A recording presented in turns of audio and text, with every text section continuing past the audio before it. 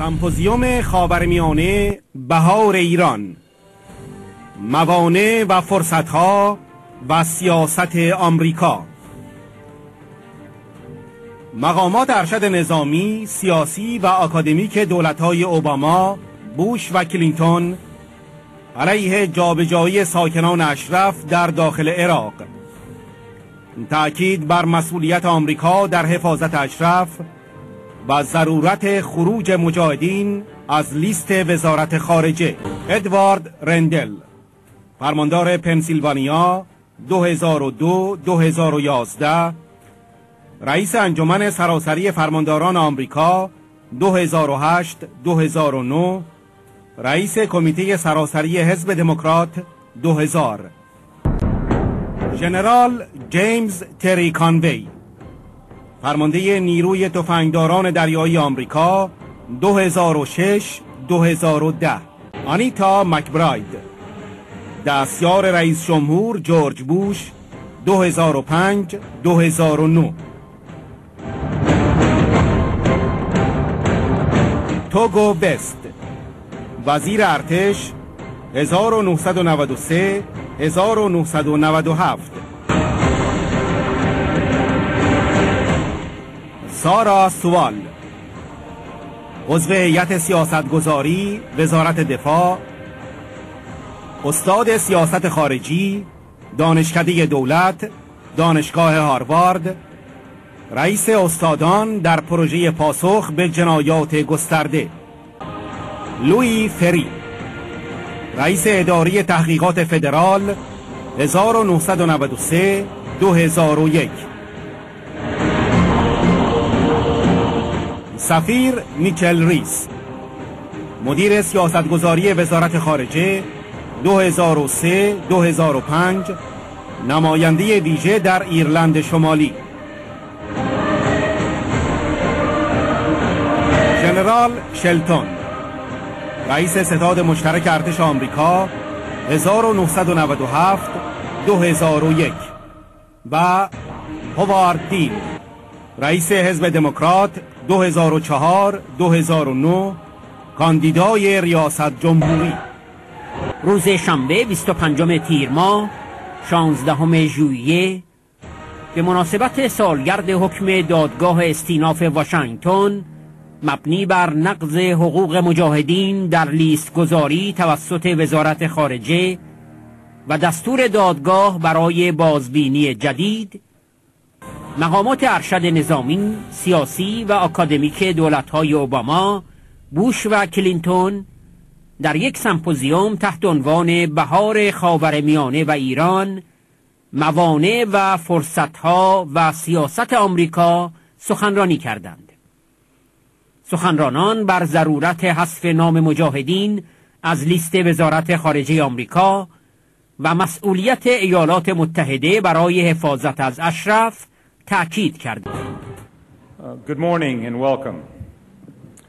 My name is Mitchell Reese and I'm the president of Washington College.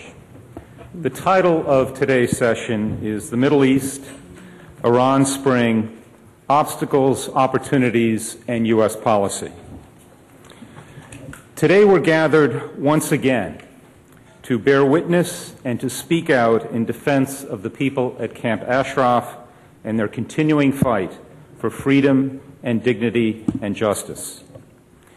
In the past few months, sadly, we have seen some discouraging developments.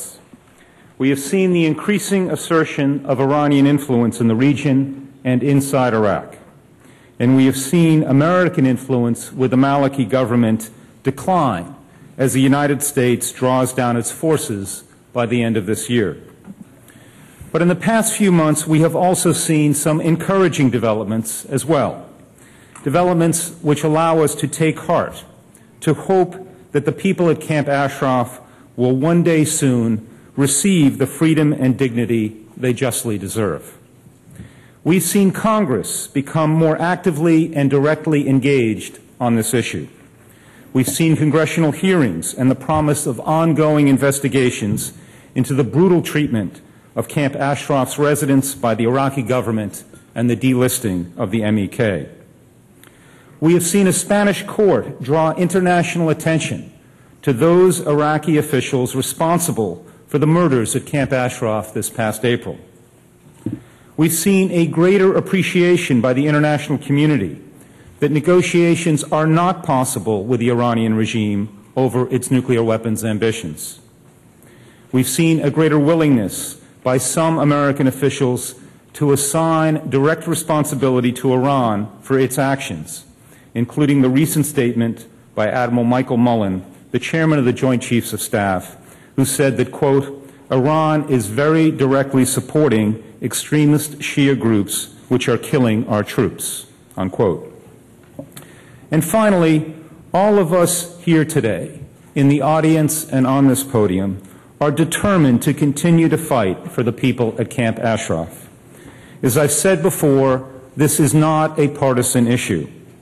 We have on the podium before you a remarkable group of dedicated public servants from across the political spectrum and from all branches of the American government. Whatever our political affiliation, it has no bearing today, as we are unified, shoulder to shoulder, in our effort to help right this wrong, to delist the MEK, and to help the people at Camp Ashraf. Our first speaker this morning will be General Hugh Shelton. General Shelton became the 14th chairman of the Joint Chiefs of Staff on October 1, 1997, and served 2 terms as a principal military advisor to Presidents Clinton and Bush. General Shelton has been honored with a Congressional Gold Medal, as well as 4 Defense Distinguished Service Medals, 2 Army Distinguished Service Medals, the Legion of Merit, the Bronze Star Medal for Valor, and the Purple Heart. In addition, he was knighted by Queen Elizabeth II in 2001. Please join me in welcoming General Shelton.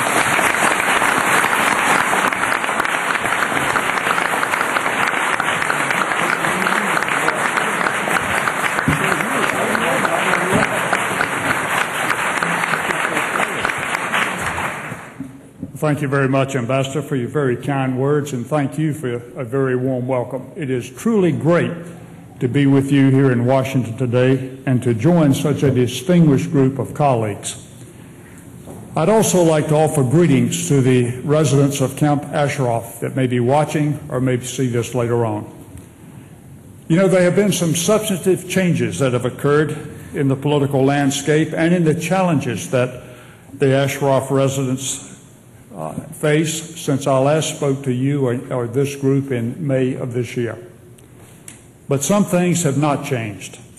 First is the United States guarantee of protection for the residents of Camp Ashraf.